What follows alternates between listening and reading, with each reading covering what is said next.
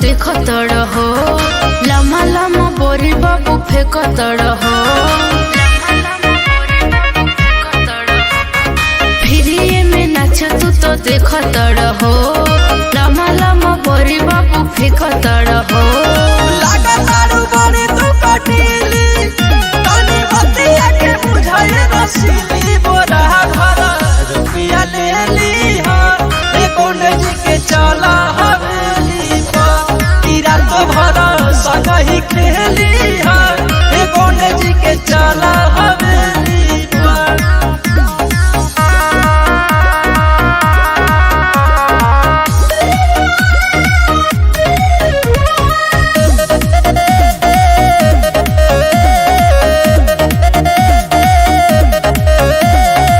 हमरा के चाहबू तो फायदा में रहबू मिले जे माजा के हूँ से नहीं कहबू बोलेला बढ़ी के ऊपर तू चढ़ी के होई बहु बड़का अपन घर के बुझी है तनी का ना भीख दे हमरे चल दू चार काठा लिख दे हमरे हमरा के जाला में फंसावताड़ा हो झूठा होके भूलियावताड़ा हो नजर पकड़ता जवानी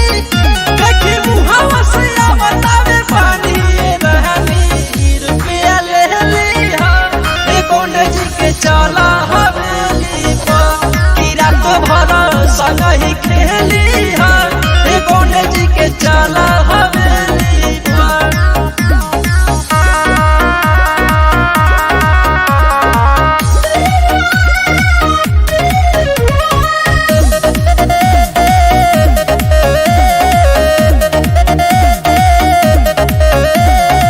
लागता ऐसे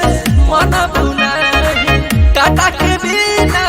चल बुनाही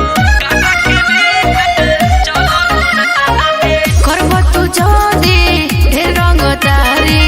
देहब काटल काटल गारी कहला पका है ऐसे छाव करेलू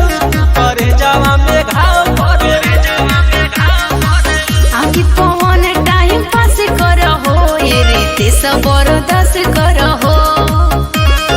बालू रसदार तू जिलेबी बालू देखनी में लागतारू हेवी बेबी रुपया ले ली हा ए कोंडे जी के चला हवेली पा कीरा तो भरा संगही खेली